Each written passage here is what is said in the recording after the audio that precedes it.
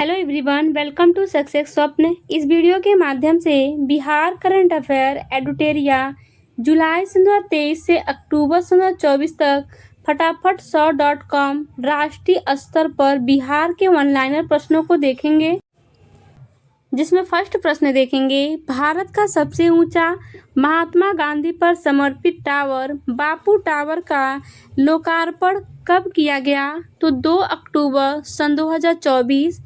किस राज्य सरकार अपने सभी ग्राम पंचायत भवन में बैंक या डाकघर शाखा खोलने की घोषणा की? बिहार सरकार। भारतीय न्याय संहिता के तहत सजा दिलाने में देश का पहला जिला कौन बना? सारण, बिहार में। एशिया का सबसे बड़ा इथेनॉल फैक्ट्री भारत के किस जिले में लगाई जा रही है? जमुई जिला। भारत में पहली बार किस राज्य ने क्लाइमेट रेजिलिएंट और लो कार्बन डेवलपमेंट पाथवे विकसित किया? बिहार। इसके बाद है हेल्थ केयर ड्रोन का सफलतापूर्वक परीक्षण करने वाला भारत का पहला संस्थान कौन बना? तो AIIMS पटना। उसके बाद है 64 घंटे में एवरेस्ट बेस कैंप फतह करने वाली दुनिया की पहली महिला कौन बनी? सविता महतो, छपरा। जनवरी सन 2024 में नीति आयोग द्वारा जारी एक चर्चा पत्र के अनुसार पिछले 9 वर्षों में बिहार के कितने लोग बहुआयामी गरीबी से बाहर आए? तो 3.77 करोड़। इसके बाद है नेक्स्ट, नीति आयोग द्वारा 17 जुलाई सन 2023 को जारी राष्ट्रीय बहुआयामी गरीबी सूचकांक के अनुसार सबसे ज्यादा गरीबी किस राज्य में है? तो बिहार। 33.76% आबादी गरीबी है। इसके बाद देखेंगे किस राज्य सरकार ने अपने राज्य के सभी दुधारू पशुओं की बीमा करने का निर्णय लिया? बिहार। किस नगर निगम ने भारत में पहली डिजिटल करेंसी जारी किया? पटना नगर निगम। भारत के पहले पशु विज्ञान विश्वविद्यालय की आधारशिला कहाँ रखी गई? पटना। देश का पहला राज्य कौन है जो ब्लॉक स्तर पर परिवेशी वायु गुणवत्ता की निगरानी करता है? बिहार। भूकंप क्लिनिक खोलने की घोषणा किस राज्य सरकार ने की? बिहार। घर बैठे ऑनलाइन पिंडदान के लिए किस राज्य सरकार ने ई पिंडदान ऐप बनाया? तो पर्यटन विभाग, बिहार सरकार के द्वारा। नेक्स्ट है भारत का पहला वन हेल्थ लैब का उद्घाटन बिहार के किस जिले में किया गया? तो मुजफ्फरपुर। लड़कियों और महिलाओं के लिए माहवारी स्वच्छता पर रोड मैप तैयार करने वाला भारत का पहला राज्य कौन है? बिहार। गया के फल्गु नदी पर बने देश के सबसे लंबे रबर डैम गयाजी डैम की लंबाई कितनी है? 411 मीटर। इसके बाद है बच्चों के लिए भारत का पहला कैंसर अस्पताल कहाँ बनेगा? पटना में।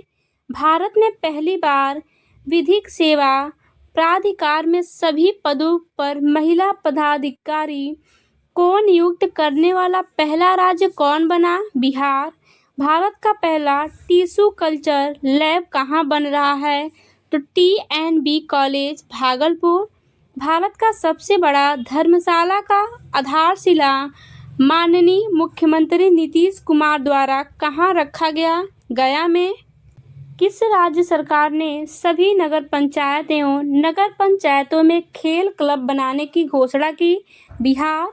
राष्ट्रीय डॉल्फिन रिसर्च सेंटर का उद्घाटन मुख्यमंत्री नीतीश कुमार ने किस शहर में किया? पटना में।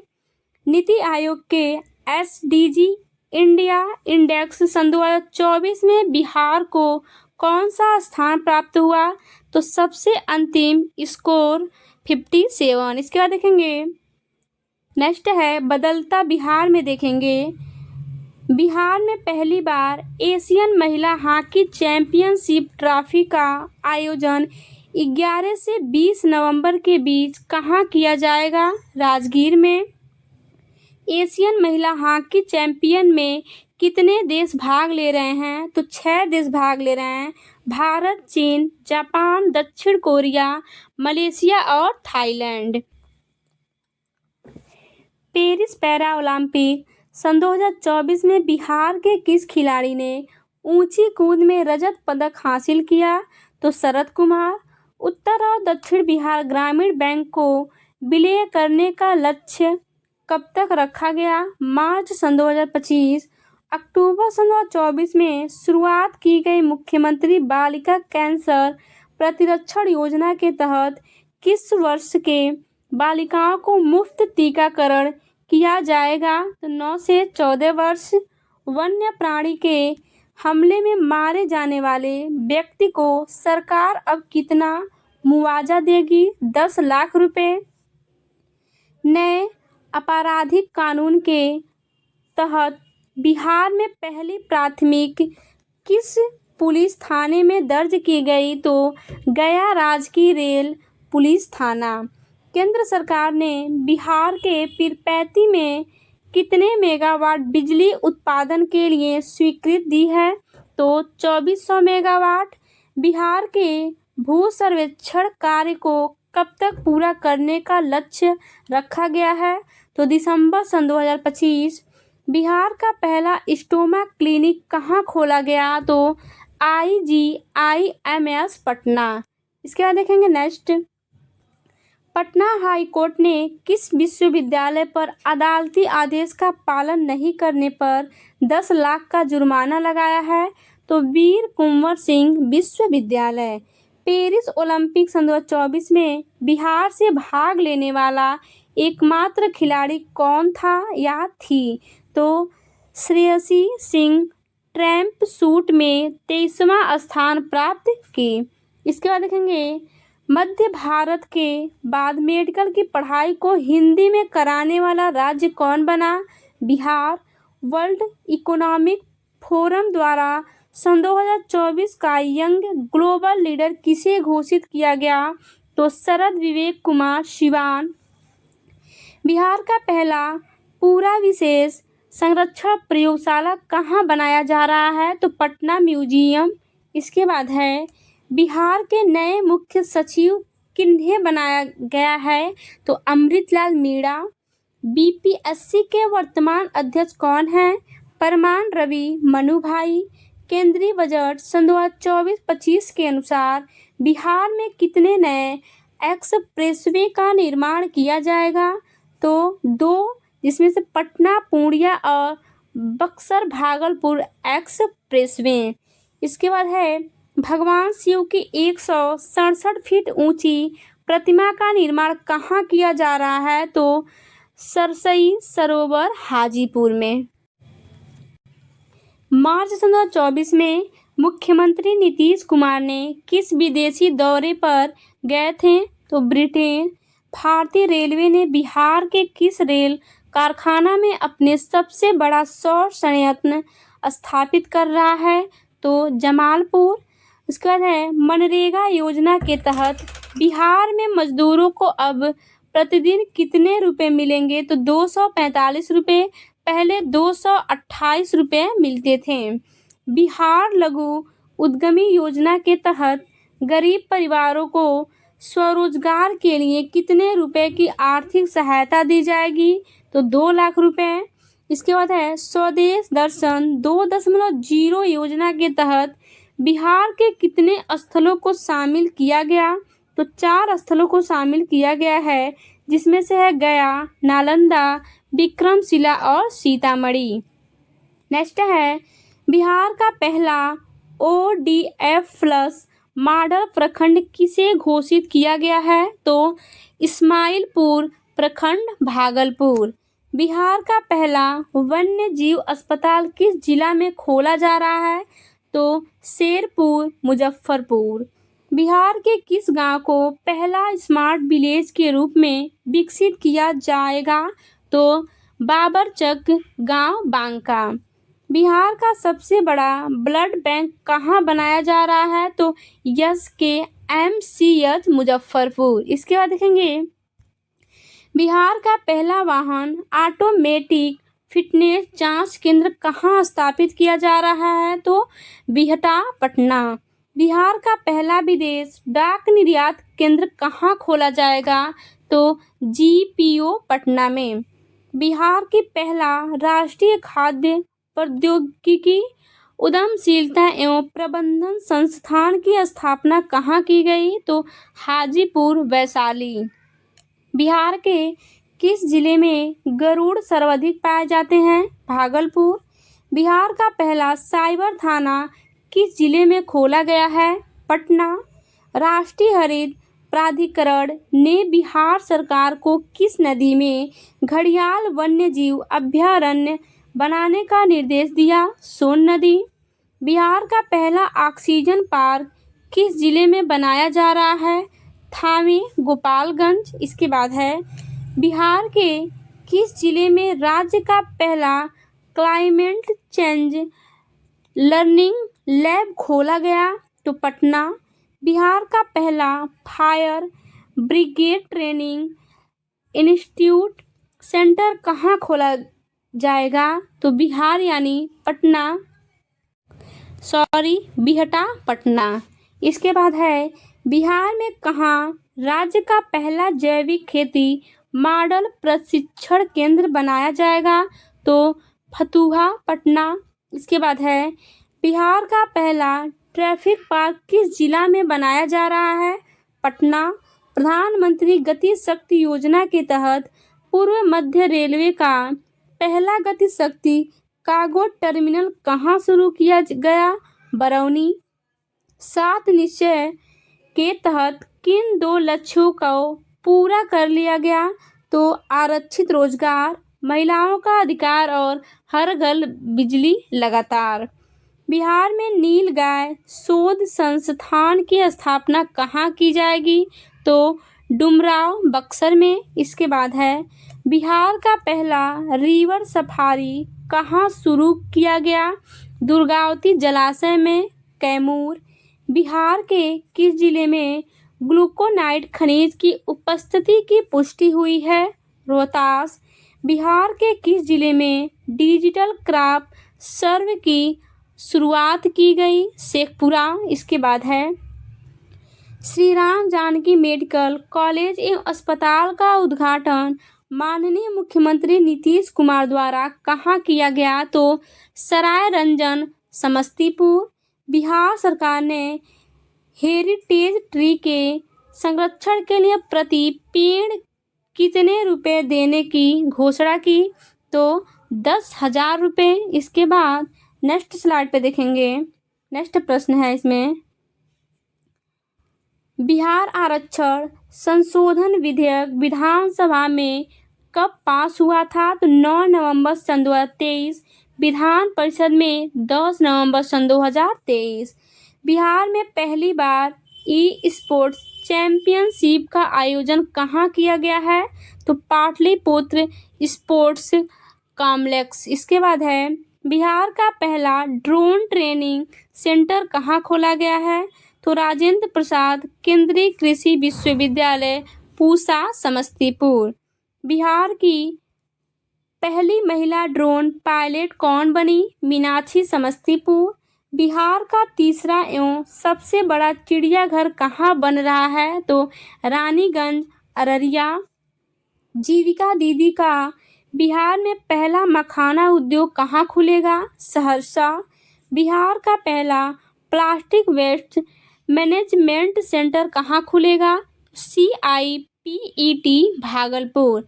बिहार में किस योजना के तहत अस्पतालों को पेपरलेस बनाया जा रहा है? तो Bhavya Bihar health application visionary योजना फॉर ऑल। किसी भी दुर्घटना से प्रवासी मजदूरों की मौत होने पर मुआवजा राशि को बढ़ाकर कितना कर दिया गया है? तो 2 लाख, पहले 1 लाख था। बिहार बजट सन 2024-25 का आकार क्या है? 2,78,725.72 करोड़ रुपए। बिहार बजट सन 2024-25 के अनुसार बिहार का राजकोषीय घाटा का अनुमान कितना लगाया गया है? तो 2,09,95.42 करोड़, GSDP का 2,98%। इसके बाद है स्मार्ट प्रीपेड मीटर इंस्टॉलेशन एवं हर घर बिजली की अवधारणा को समझने के लिए जनवरी सन 2024 में किस देश को टीम ने बिहार का भ्रमण किया? तो अमेरिकी टीम। चतुर्थ कृषि रोड मैप सन 2023 से 28 का शुभ आरंभ माननीय राष्ट्रपति श्रीमती द्रौपदी मुर्मू द्वारा कब किया गया? 18 अक्टूबर सन 2023। इसके बाद है पान का विकास के लिए सेंटर ऑफ एक्सीलेंस स्थापित किए जाने की स्वीकृति दी गई। तो बिदुपुर वैशाली बीज के क्षेत्र में बिहार को आत्मनिर्भर बनाने के लिए कितने सीड हब विकसित किए जाएंगे? 100। नवीकरणीय ऊर्जा को प्रोत्साहित करने के उद्देश्य से बिहार सरकार ने किस नई नीति को लाई? तो बायोफ्यूल्स उत्पादन प्रोत्साहन नीति सन 2023। PM ई बस सेवा योजना के तहत बिहार को कितने इलेक्ट्रिक बसें परिचालन के लिए दी जाएगी? 400। इसके बाद है वित्तीय वर्ष 2023-24 से प्रति विधानमंडल सदस्य की अनुशंसा हेतु अनुमान्य राशि 3 करोड़ रुपए से बढ़ाकर कितना कर दिया गया है? 4 करोड़। बिहार में रामसर स्थल में शामिल आर्द्र भूमि की कुल संख्या कितनी है? 3। बाल बजट सन 2024-25 के अनुसार बिहार में शिशु मृत्यु दर कितना है? 27। इसके बाद है टीबी मुक्त पंचायत के तहत बिहार के प्रत्येक प्रखंड से कितने पंचायत को टीबी मुक्त करने का लक्ष्य रखा गया? 2। जाति आधारित गणना के अनुसार बिहार की कुल जनसंख्या कितनी हो गई है? तो 13.07 करोड़। जाति आधारित गणना के अनुसार बिहार का लिंगानुपात कितना है? 953। इसके बाद बिहार के कितने नए शहरों में मेट्रो रेल की प्रचालन के प्रस्ताव का सैद्धांतिक सहमति मिली है? तो 4। मुजफ्फरपुर, दरभंगा, भागलपुर, गया। इसके बाद है पर्यटकों के सुविधा हेतु PPP मॉडल पर पटना में कितने 5 स्टार होटलों के निर्माण की स्वीकृति मिली? 3। पटना सदर अंचल को विभाजित कर कितने नए अंचल बनाए जाएंगे? तो 4। इसके बाद है वर्ष सन 2024 में बिहार के किस व्यक्ति को पद्म विभूषण से सम्मानित किया गया? तो बिंदेश्वर पाठक। वित्तीय वर्ष सन 2024-25 में 7 निश्चय 2 योजना को कितने बजट आवंटन किया गया है? तो 5040 करोड़। नेक्स्ट देखेंगे बिहार संपादकीय समाचार में बापू टावर के बारे में पढ़ेंगे। तो 2 अक्टूबर सन 2024 को मुख्यमंत्री श्री नीतीश कुमार द्वारा महात्मा गांधी पर समर्पित बापू टावर का लोकार्पण किया गया। इसमें महत्वपूर्ण तथ्य को देखेंगे। यह भवन 7 एकड़ भूमि पर बना है जो पटना के गर्दनी बाग में स्थित है। इसकी ऊंचाई 102 फीट 101.87 फीट है। यह शंकुकार भवन है और इसके बगल में आयताकार भवन G+6 भी शामिल है। नोट में देखेंगे विभिन्न समाचार पत्रों में बापू टावर की ऊंचाई 120 फीट बताई गई है। इसके निर्माण पर कुल 130 करोड़ रुपए खर्च हुए हैं। यहाँ बापू की जीवनी से जुड़ी ऐतिहासिक घटनाएं, उनके विचार, स्वतंत्रता संग्राम में उनकी भूमिका, बिहार से उनके लगाव तथा बापू के आदर्शों को बेहतर ढंग से रेखांकित कर प्रदर्शित किया गया है। इसके साथ साथ बापू टावर वेबसाइट का भी लोकार्पण किया गया है। इसके बाहरी सतह पर तांबे की परत चढ़ाई गई है। ऑक्सीजन और नाइट्रोजन की प्रतिक्रिया के कारण यह तांबे का मुखौटा इंद्रधनुषी रंगों में एक सुंदर परिवर्तन से गुजरता है, जो टावर के सौंदर्य आकर्षण को बढ़ाता है। टावर के पांचों रैंप के बारे में देखेंगे तो रैंप फर्स्ट है गांधी जी का बिहार आगमन और चंपारण सत्याग्रह आदि। सेकेंड रैंप है द्वितीय विश्व युद्ध का भारत पर असर, भारत छोड़ो आंदोलन में बिहार। तृतीय रैंप को देखेंगे तो गांधी जिन्ना वार्ता, शिमला सम्मेलन, नोआखली यात्रा आदि। इसके बाद चौथे रैंप को देखेंगे तो बिहार में गांधी प्रार्थना सभा में गांधी जी, माउंटबेटन गांधी मुलाकात। और पांचवें रैंप को देखेंगे गांधी जी एक प्रेरणा स्रोत, गांधी जी एक आइकन इत्यादि। इसके बाद देखेंगे तीसरी एशियाई जल पक्षी गणना सन 2024। पर्यावरण वन एवं जलवायु परिवर्तन मंत्री प्रेम कुमार ने तीसरी एशियाई जल पक्षी गणना सन 2024 की रिपोर्ट जारी की। यह 28 जिलों के 84 आर्द्र भूमि में सर्वे किया गया था। महत्वपूर्ण बिंदु को देखेंगे बिहार में जल पक्षियों की 237 प्रजातियां मिली। इनमें 19 प्रजातियां संकटग्रस्त है। कुल 8,246 पक्षियों की संख्या पाई गई है। कुछ संकटग्रस्त प्रजातियां ग्रेटर एडजुटेंट कॉमन, पोचार्ड सारस क्रेन, काली टोपी वाला किंगफियर, फाल्केटेड डक आदि पक्षी हैं। प्रवासी पक्षी कृषि विस्तार, अत्यधिक मछली पकड़ने और आर्द्र भूमि में प्रदूषण से खतरे में है।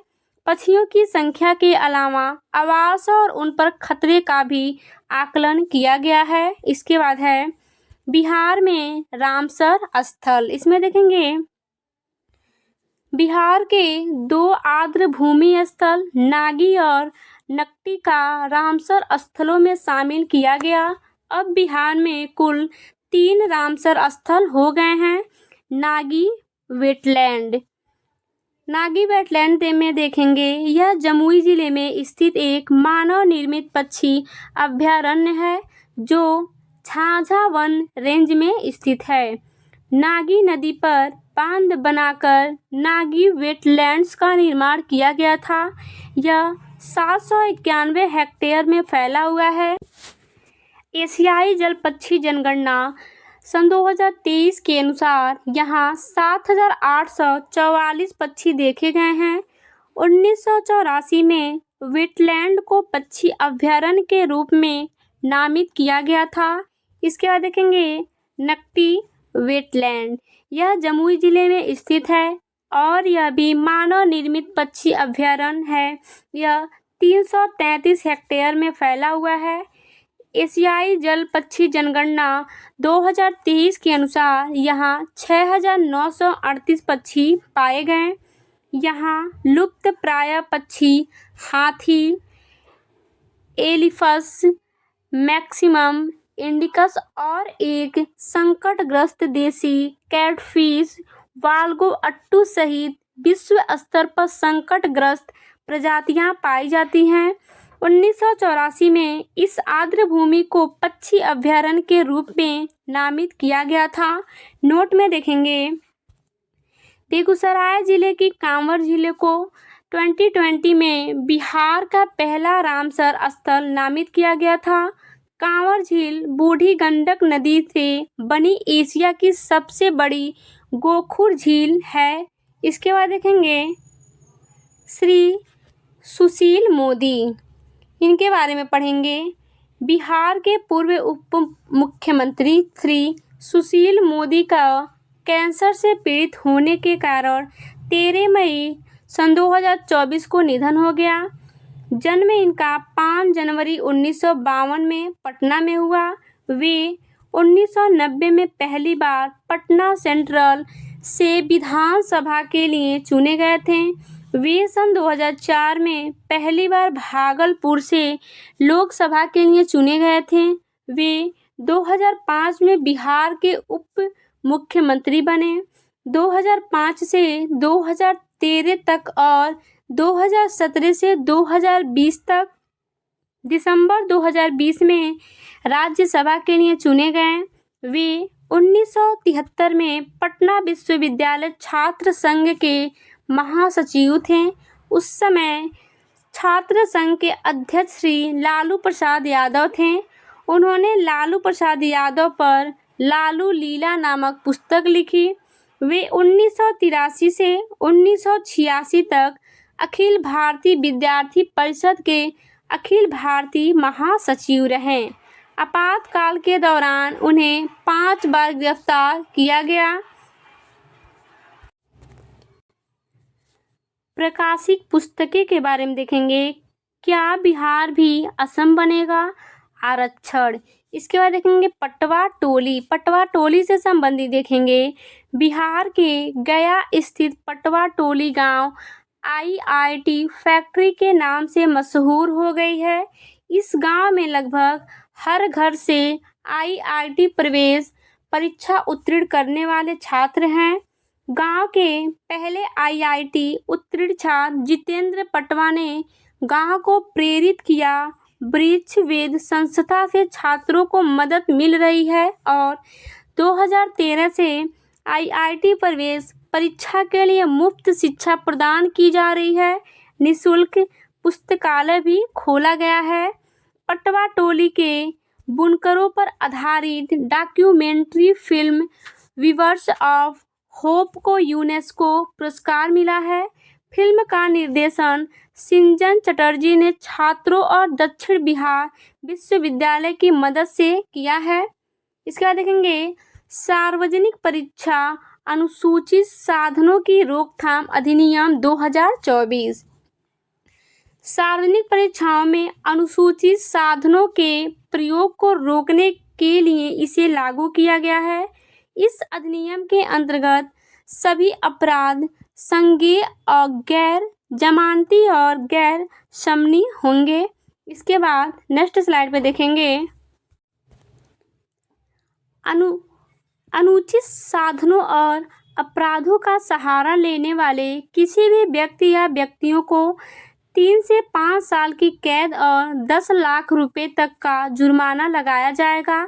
सेवा प्रदाता फर्म के निर्देशक, वरिष्ठ प्रबंधन या प्रभारी व्यक्ति 3 से 10 साल की कैद और 1 करोड़ रुपए के जुर्माने के लिए उत्तरदायी होंगे। यदि कोई व्यक्ति या व्यक्तियों का समूह जिसमें परीक्षा प्राधिकारी या सेवा प्रदाता या कोई अन्य संस्था शामिल है संगठित अपराध करता है तो उसे 5 से 10 साल की कैद और 1 करोड़ रुपए के जुर्माने से दंडित किया जाएगा। यदि कोई संस्था संगठित अपराध करने में शामिल है तो उसकी संपत्ति कुर्क और जब्त की जाएगी और उससे जांच का अनुपातिक खर्च भी वसूला जाएगा। किसी भी अपराध की जांच पुलिस उपाधीक्षक के पद से नीचे का अधिकारी नहीं करेगा। इसके बाद देखेंगे बिहार फिल्म प्रोत्साहन नीति सन 2024। इसका मुख्य उद्देश्य बिहार को फिल्म शूटिंग और फिल्म निर्माण के लिए प्रमुख स्थान बनाना और राज्य में फिल्म उद्योग से समावेशी विकास का वातावरण बनाकर राज्य के विकास का प्रोत्साहित करना।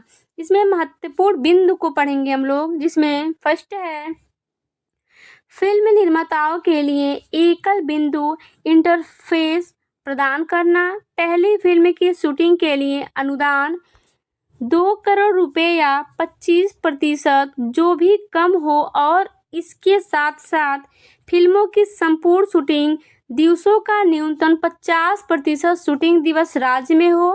2.50 करोड़ रुपए या 25% जो भी कम हो और न्यूनतम 75% शूटिंग दिवस राज्य में हो। दूसरी फिल्म की शूटिंग के लिए अनुदान 2.75 करोड़ रुपए या 25% जो भी कम हो और न्यूनतम 50% शूटिंग दिवस राज्य में हो। 3 करोड़ रुपए या 25% जो भी कम हो और न्यूनतम 75% शूटिंग दिवस राज्य में हो। चौथा है, तीसरी फिल्म की शूटिंग के लिए अनुदान 3.50 करोड़ रुपए या 25% जो भी कम हो और न्यूनतम 50% शूटिंग दिवस राज्य में हो। 4 करोड़ रुपए या 25% जो भी कम हो और न्यूनतम 75% शूटिंग दिवस राज्य में हो। पांचवा देखेंगे, बिहार में निर्मित भोजपुरी, मैथिली, मगही, अंगिका, वज्जिका इत्यादि का अनुदान अधिकतम 50% होगी तथा हिंदी एवं अंग्रेजी भाषा के लिए अनुदान अधिकतम 25% होगी। नेक्स्ट देखेंगे, बिहार के नवीनतम आंकड़े। वर्ष सन 2022-23 में सर्वाधिक वर्षा वाले जिले प्रथम स्थान पे किशनगंज, द्वितीय स्थान पे अररिया और तृतीय स्थान पे पूर्णिया। वर्ष 2022-23 में सबसे कम वर्षा वाले जिले प्रथम स्थान पे जहानाबाद, द्वितीय पर बक्सर और तृतीय पे अरवल। शहरीकरण वाले सर्वाधिक 3 जिले प्रथम पर पटना, द्वितीय पर मुंगेर और तृतीय पर नालंदा। शहरीकरण सबसे कम वाले 3 जिले प्रथम पर मधुबनी और द्वितीय पर बांका और तृतीय स्थान पे सीतामढ़ी। प्रति व्यक्ति आय सर्वाधिक सन 2021-22 में प्रथम स्थान पे पटना और द्वितीय स्थान पर बेगूसराय और तृतीय स्थान पर मुंगेर। इसके बाद देखेंगे, प्रति व्यक्ति आय सबसे कम 2021-22 में प्रथम पर शिवहर, द्वितीय पे अररिया और तृतीय पर सीतामढ़ी। इसके बाद देखेंगे, एनएच की सर्वाधिक लंबाई वाले 3 जिले सितंबर 2023 तक प्रथम पर पटना और द्वितीय पर मधुबनी, तृतीय पर मुजफ्फरपुर। एनएच की सबसे कम लंबाई वाले 3 जिले सितंबर 2023 तक प्रथम पर शिवहर, द्वितीय पर शेखपुरा और तृतीय पर लखीसराय। एसएच की सर्वाधिक लंबाई वाले 3 जिले सितंबर 2023 तक प्रथम पर गया, द्वितीय पर दरभंगा और तृतीय पर रोहतास। एसएच सबसे कम लंबाई वाले 3 जिले सितंबर 2023 तक प्रथम पर शिवहर और द्वितीय पर खगड़िया, तृतीय पर बक्सर और लखीसराय। वर्ष 2022-23 में सर्वाधिक बिजली की खपत वाले जिले प्रथम पर पटना, द्वितीय पर गया और तृतीय पे मुजफ्फरपुर। वर्ष 2022-23 में सबसे कम बिजली की खपत वाले जिले शिवहर। वर्ष 2022-23 में चावल के उत्पादन के शीर्ष 3 जिले रोहतास। वर्ष 2022-23 में चावल के उत्पादकता के शीर्ष 3 जिले प्रथम पर रोहतास, द्वितीय पर लखीसराय और तृतीय पर औरंगाबाद। वर्ष 2022-23 में गेहूं के उत्पादन के शीर्ष 3 जिले प्रथम पर रोहतास और द्वितीय पर कैमूर, तृतीय पर भोजपुर। इसके बाद देखेंगे, वर्ष 2022-23 में गेहूं के उत्पादकता के शीर्ष 3 जिले प्रथम पर खगड़िया, द्वितीय पर बेगूसराय और तृतीय पर समस्तीपुर। वर्ष 2022-23 में मक्का के उत्पादन के शीर्ष 3 जिले प्रथम पर अररिया, द्वितीय पर कटिहार, तृतीय पर पूर्णिया। वर्ष 2022-23 में मक्का के उत्पादकता के शीर्ष 3 जिले प्रथम पर अररिया, द्वितीय पे कटिहार और तृतीय पे पूर्णिया। वर्ष 2022-23 में दलहन के उत्पादन के शीर्ष 3 जिले प्रथम पर पटना, द्वितीय पर औरंगाबाद, तृतीय पर नालंदा। वर्ष 2022-23 में दलहन के उत्पादकता के शीर्ष 3 जिले तो प्रथम पे बेगूसराय, द्वितीय पे नालंदा और तृतीय पर सिवान। वर्ष 2022-23 में गन्ना के उत्पादन के शीर्ष 3 जिले प्रथम पर पश्चिमी चंपारण, द्वितीय पर पूर्वी चंपारण और तृतीय पर गोपालगंज। वर्ष 2020-23 में गंगा के उत्पादकता के शीर्ष 3 जिले, प्रथम पर बेगूसराय, द्वितीय पर समस्तीपुर और तृतीय पर खगड़िया। वर्ष 2022-23 में अमरूद का सर्वाधिक उत्पादन नालंदा। वर्ष 2022-23 में आम का सर्वाधिक उत्पादन दरभंगा। वर्ष 2022-23 में केले का सर्वाधिक उत्पादन मधुबनी। वर्ष 2022-23 में लीची का सर्वाधिक उत्पादन मुजफ्फरपुर। इसके बाद है वर्ष 2022-23 में लीची का सर्वाधिक उत्पादन मुजफ्फरपुर। वर्ष 2022-23 में आलू का सर्वाधिक उत्पादन पटना। वर्ष 2022-23 में प्याज का सर्वाधिक उत्पादन नालंदा। वर्ष 2022-23 में बैगन का सर्वाधिक उत्पादन नालंदा। और वर्ष सन 2022-23 में मछली का सर्वाधिक उत्पादन प्रथम पे है मधुबनी, द्वितीय पर दरभंगा और तृतीय पर पूर्वी चंपारण। नेक्स्ट देखेंगे बिहार जाति आधारित गणना। इसमें हम लोग देखेंगे बिहार में जाति गणना की शुरुआत 7 जनवरी 2023 से हुई। पहले चरण की गणना 7 जनवरी से 21 जनवरी, दूसरी चरण की गणना 1 अप्रैल 2023 से शुरू। पहले चरण में मकान के नंबर दिए गए और घर के मुखिया का नाम लिया गया। दूसरे चरण में जाति समेत 26 प्रकार की जानकारी ली गई।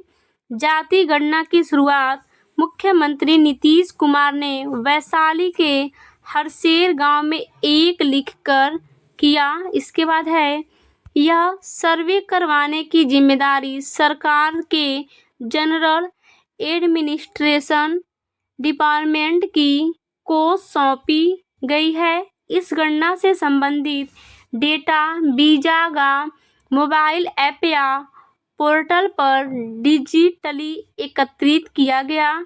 बिहार सरकार ने 2 अक्टूबर 2023 को जाति आधारित गणना रिपोर्ट जारी की। इस गणना के अनुसार बिहार की कुल जनसंख्या 13,07,25,310 यानी 13.07 करोड़ है। इसमें पुरुषों की संख्या 6.41 करोड़ है और महिलाओं की संख्या 6.11 करोड़ है। संसदीय कार्य मंत्री द्वारा इसे 7 नवंबर 2023 को विधानसभा में प्रस्तुत किया गया था। इस रिपोर्ट के अनुसार बिहार में 215 अधिसूचित जातियां हैं। बिहार में लिंगानुपात 953 है। बिहार की कुल 2,83,44,107 परिवार हैं।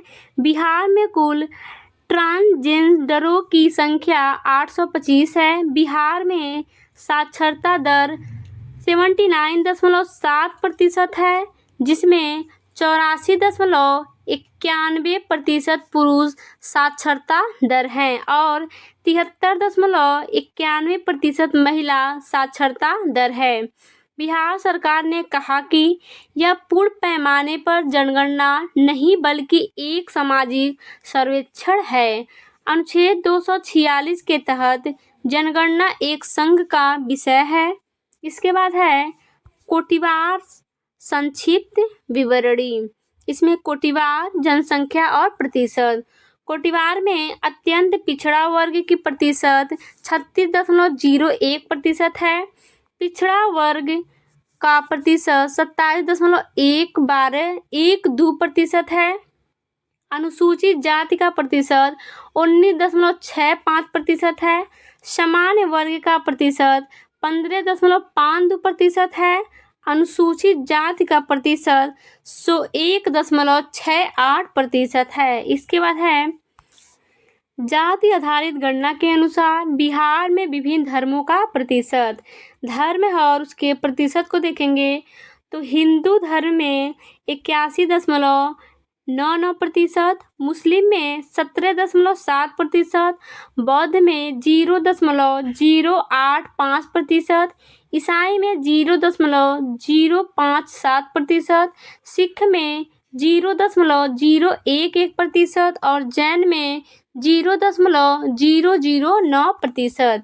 इसके बाद नेक्स्ट स्लाइड पे देखेंगे, पृष्ठभूमि में देखेंगे, आखिरी बार सामाजिक आर्थिक जात जनगणना के रूप में जाति जनगणना 1931 में आयोजित की गई थी। आबादी के बाद 2011 में सामाजिक आर्थिक जाति जनगणना हुई, लेकिन जातिगत आंकड़े जारी नहीं किए गए। नोट दूसरा में देखेंगे, दूसरा पिछड़े वर्ग आयोग ने अनुमान लगाया कि ओबीसी आबादी 52% है। दूसरा पिछड़ा वर्ग मंडल आयोग 1979 में गठित, 1980 में प्रतिवेदन समर्पित तथा 1990 में इसे लागू किया गया।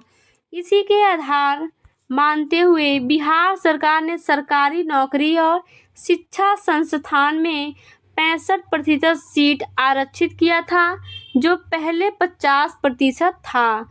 बिहार जाति आधारित गणना 2022-23 के सर्वेक्षण से प्राप्त आंकड़ों के फलाफल के आधार पर बिहार आरक्षण अधिनियम 18 से 2023 19/2023 के द्वारा राज्याधीन सेवाओं में नियुक्ति या शैक्षणिक संस्थानों में नामांकन हेतु आरक्षित कोटि के लिए 65% यथा अनुसूचित जाति 20%, अनुसूचित जनजाति 0.02%, अत्यंत पिछड़ा वर्ग 25% तथा पिछड़ा वर्ग 18% आरक्षण का प्रावधान किया गया है, जबकि आर्थिक रूप से कमजोर सामान्य वर्ग के लिए 10% आरक्षण पूर्ववत लागू है। इस प्रकार इन सभी वर्गों के लिए आरक्षण की कुल सीमा को बढ़ाकर 75% किया गया है। राज्य सरकार द्वारा बिहार राज्य की सभी सरकारी सेवाओं या संवर्गों के पदानुक्रम में दिव्यांगजन कर्मियों के लिए प्रोन्नत में 0.4% क्षैतिज आरक्षण उपलब्ध कराए जाने का निर्णय लिया गया है। सरकार के इस फैसले को पटना उच्च न्यायालय ने 20 जून 2024 को रद्द कर दिया और 29 जुलाई 2024 को सर्वोच्च न्यायालय ने हाई कोर्ट के निर्णय पर रोक नहीं लगाया। इसके बाद देखेंगे, जात आधारित गणना के अनुसार बिहार में विभिन्न जातियों का प्रतिशत।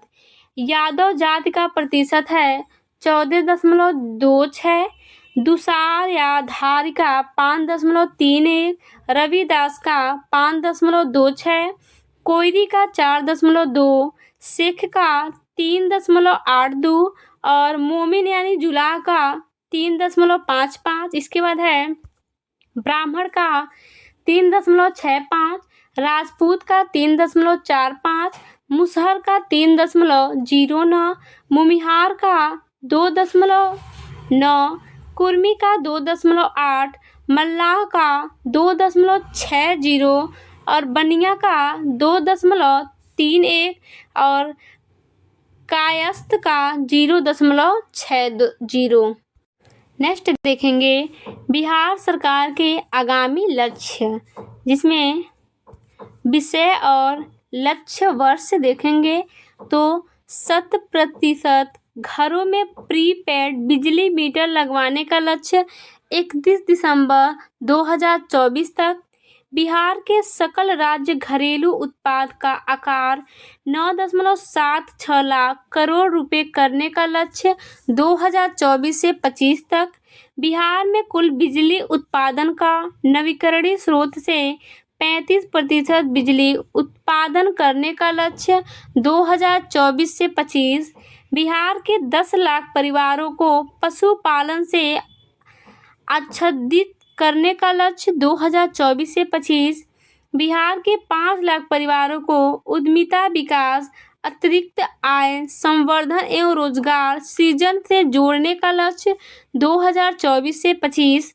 बिहार के 31,000 निर्धन परिवारों को सतत जीविकोपार्जन योजना के तहत लाभान्वित करने का लक्ष्य 2024 से 25। इसके बाद है जीविका दीदियों द्वारा 2000 नए ग्राहकों सेवा केंद्र खोलने का लक्ष्य 2024 से 25। 1,04,00,000 जीविका दीदियों को बीमा से आच्छादित करने का लक्ष्य 2024 से 25। 50 नए जीविका दीदी की रसोई खोलने का लक्ष्य 2024 से 25। जीविका द्वारा 35,000 युवाओं को प्रशिक्षित कर उन्हें नियोजित या स्वयं नियोजित करने का लक्ष्य 2024 से 25 तक। बिहार के 7,000 गांवों को दुग्ध सरकारी समितियों से आच्छादित करने का लक्ष्य 2024 से 25। बिहार के भू सर्वेक्षण कार्य को पूरा करने का लक्ष्य 31 दिसंबर सन 2025 तक। इसके बाद है बिहार के निर्यात को 20 गुना बढ़ाकर देश के कुल निर्यात का 10% करने का लक्ष्य 2025 तक। आत्मनिर्भर बिहार के 7 निश्चय 2 के सातों लक्ष्यों को प्राप्त करने की समय सीमा 2025। टीबी को पूरी तरह खत्म करने का लक्ष्य 2025। औरंगाबाद, डिहरी एवं सासाराम शहरों के लिए पेयजल आपूर्ति करने का लक्ष्य 2027। कृषि एवं सहवर्ती क्षेत्रों में 1.62 लाख करोड़ रुपए व्यय करने का लक्ष्य 2028। इसके बाद है हेपेटाइटिस की पूरी तरह से खत्म करने का लक्ष्य 2030। एड्स को समाप्त करने का लक्ष्य 2030 तक। सौर ऊर्जा से लगभग 20% बिजली पाने का लक्ष्य 2030 तक। बिहार के सड़क दुर्घटना में 50% तक की कमी लाने हेतु लक्ष्य 2030 तक। 100% साक्षरता प्राप्त करने का लक्ष्य 2030 तक। उच्च शिक्षा के लिए 50% सकल नामांकन अनुपात हासिल करने का लक्ष्य 2035 तक। बिहार सरकार शुद्ध शून्य कार्बन उत्सर्जन का लक्ष्य हासिल करने का लक्ष्य 2070 तक। नेक्स्ट है वर्ष 2024 में बिहार विधानसभा में पास हुए विधेयक का नाम और मुख्य बिंदु को देखेंगे तो बिहार अपराध नियंत्रण विधेयक 2024 और मुख्य बिंदु में देखेंगे बिहार अपराध नियंत्रण विधेयक 2024 लोक व्यवस्था के संधारण के लिए किसी भी तरीके से हानिकारक कार्य करने वाले असामाजिक तत्वों को नियंत्रित करने एवं उससे जुड़े मामलों के लिए विशेष प्रावधान करने हेतु एक अधिनियम। नेक्स्ट देखेंगे बिहार तकनीकी सेवा आयोग संशोधन विधेयक 2024। मुख्य बिंदु में देखेंगे यह बिहार तकनीकी सेवा आयोग अधिनियम 2014 को संशोधित करेगा।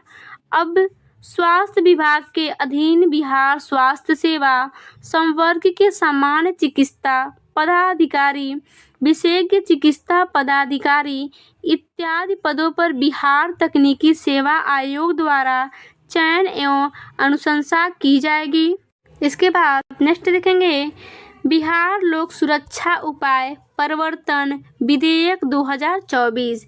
इसमें मुख्य बिंदु देखेंगे इसके तहत राज्य के प्रतिष्ठानों, वाणिज्यिक केंद्र, अस्पताल, बैंक, धार्मिक स्थल, शैक्षणिक संस्थान, खेल परिसर, रेलवे स्टेशन आदि स्थलों पर सीसीटीवी कैमरा एवं सुरक्षात्मक उपकरण लगाए जाएंगे।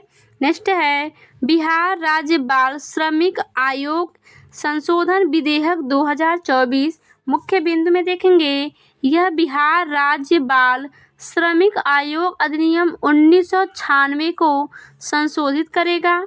इसका उद्देश्य बिहार राज्य बाल श्रमिक आयोग के कार्य प्रणाली में गुणात्मक परिवर्तन लाना है। नेक्स्ट है बिहार संस्कृत शिक्षा बोर्ड विधेयक 2024 मुख्य बिंदु में देखेंगे। यह बिहार संस्कृत शिक्षा बोर्ड अधिनियम 1981 को संशोधित करेगा। संस्कृत शिक्षा की रचना को पुनर्गठित एवं नई शिक्षा की नीति के अनुरूप बनाना। नेक्स्ट देखेंगे बिहार राज्य मदरसा बोर्ड विधेयक 2024। इसका मुख्य बिंदु देखेंगे। यह बिहार मदरसा शिक्षा बोर्ड अधिनियम 1981 को संशोधित करेगा। मदरसा शिक्षा की संरचना को पुनर्गठित एवं नई शिक्षा नीति के अनुरूप बनाना। नेक्स्ट है बिहार राज्य अल्पसंख्यक आयोग विधेयक 2024। मुख्य बिंदु में देखेंगे। यह बिहार राज्य अल्पसंख्यक आयोग अधिनियम 1991 को संबोधित करेगा। इसे सरकार द्वारा अल्पसंख्यकों को धार्मिक और भाषाई अल्पसंख्यकों के रूप में परिभाषित किया है। नेक्स्ट देखेंगे बिहार राज्य महिला आयोग विधेयक 2024। मुख्य बिंदु में देखेंगे। यह बिहार राज्य महिला अधिनियम 1999 को संशोधित करेगा। इसके लागू होने के बाद वर्तमान कार्यरत बिहार राज्य महिला आयोग भंग कर दिया जाएगा। आयोग के कामकाज के पुनर्गठन के उपायों का सुझाव देने के लिए विशेषज्ञों की सदस्यों की समिति बनाई जाएगी। नेक्स्ट है बिहार कराधान विवादों का समाधान विधेयक 2024। राज्य के संसाधनों में अभिवृद्धि करना और उसके लिए उपाय चिन्हित करना। नेक्स्ट है बिहार मूल्य वर्धित कर विधेयक 2024। इसमें मुख्य बिंदु देखेंगे। यह बिहार मूल्य वर्धित कर अधिनियम 2005 को संशोधित करेगा। इसके तहत राज्य सरकार आवश्यकता अनुसार किसी वर्ग अथवा श्रेणी के करदाताओं को अधिनियम के अंतर्गत विहित विवरणियां दाखिल किए जाने से छूट प्रदान करने की शक्ति प्राप्त होगी। नेक्स्ट देखेंगे वर्ष 2023-24 में बिहार में चलाए गए महत्वपूर्ण अभियान। इसमें अभियान या मिशन और किसके द्वारा और इनके मुख्य बिंदु को देखेंगे। तो अभियान मिशन में जन सुराज अभियान प्रशांत किशोर द्वारा चलाया गया था और मुख्य बिंदु है 2 अक्टूबर 2022 को महात्मा गांधी के 153वीं जयंती पर पश्चिमी चंपारण के भितिहरवा आश्रम से प्रशांत किशोर ने हजारों लोगों के साथ पदयात्रा की शुरुआत कर जन सुराज अभियान का कागज किया। 2 अक्टूबर 2024 को यह अभियान जन सुराज पार्टी के रूप में तब्दील हो गई। इसके बाद है महिला शक्ति अभियान बिहार पुलिस द्वारा चलाया गया। मुख्य बिंदु में देखेंगे दुर्गा पूजा पर बिहार पुलिस ने इंटरनेट मीडिया पर महिला शक्ति अभियान की शुरुआत की है। इसमें पुलिस की विभिन्न इकाइयों में कार्यरत महिला पुलिस कर्मियों की भागीदारी को शक्ति के रूप में प्रदर्शित किया गया। इसके बाद देखेंगे प्रधानमंत्री उच्चतर शिक्षा अभियान शिक्षा विभाग के द्वारा चलाया गया और मुख्य बिंदु में है शिक्षा विभाग के अंतर्गत राष्ट्रीय उच्चतर शिक्षा अभियान योजना के नए स्वरूप प्रधानमंत्री उच्चतर शिक्षा अभियान योजना को राज्य में लागू करने की स्वीकृति दी गई। नेक्स्ट है यू आर द वन एवं टर्निंग 18 अभियान पटना जिला प्रशासन द्वारा चलाया गया। मुख्य बिंदु है पटना जिला प्रशासन द्वारा टर्निंग 18 और यू आर द वन अभियान युवाओं मतदाताओं को वोट करने के लिए जागरूक करने के लिए किया गया। इसके बाद है तैयार हम अभियान यह बिहार पुलिस द्वारा चलाया गया और इनका मुख्य बिंदु है बिहार पुलिस ने है तैयार हम अभियान की शुरुआत की है जिसके तहत एक कानून भारतीय न्याय संहिता भारतीय नागरिक सुरक्षा संहिता और भारतीय साक्ष्य अधिनियम के बारे में पुलिस अधिकारियों को प्रशिक्षण और आम आदमी को इसके प्रति जागरूक किया जाएगा। नेक्स्ट है मिशन दक्ष अभियान। यह शिक्षा विभाग द्वारा चलाया गया है। तो इसका मुख्य बिंदु है बिहार में चलाए जा रहे मिशन दक्ष अभियान का संबंध पढ़ाई में राज्य के कमजोर छात्रों को विशेष कक्षा प्रदान करना है। कक्षा 3 से 8 तक के छात्रों को यह सुविधा दी जाएगी। नेक्स्ट है सांस अभियान। यह स्वास्थ्य विभाग द्वारा चलाया गया है। मुख्य बिंदु है निमोनिया से होने वाली मृत्यु दर को कम करने के लिए 12 नवंबर से 29 फरवरी तक स्वास्थ्य विभाग द्वारा सांस अभियान चलाया गया। इसके बाद है मेरा शहर मेरी जवाबदेही। यह पटना नगर निगम द्वारा चलाया गया। मुख्य बिंदु है पटना नगर निगम टीम द्वारा घर घर जाकर स्वच्छता के प्रति जागरूकता अभियान चलाया गया। 15 जुलाई से 25 जुलाई तक यह जागरूकता अभियान चलाया गया। नेक्स्ट है चकाचक अभियान। यह पटना नगर निगम द्वारा चलाया गया है। इसका मुख्य बिंदु है बाजारों में गीला और सूखा कचरा अलग अलग करने की प्रति जागरूकता अभियान। इसके बाद है मिशन गुणवत्ता अभियान। स्वास्थ्य विभाग द्वारा चलाया गया और इसका मुख्य बिंदु है राज्य के जिला अस्पतालों में चिकित्सीय व्यवस्था को बेहतर करना। नेक्स्ट है मिशन 60। स्वास्थ्य विभाग द्वारा चलाया गया। मुख्य बिंदु है बिहार के जिला अस्पतालों का रंग रोगन एवं जीर्णोद्धार करना। इसके बाद है स्त्री अभियान। महिला कांग्रेस द्वारा चलाया गया और इसका मुख्य बिंदु है महिलाओं को कानूनी व चिकित्सकीय सहायता उपलब्ध कराने के लिए।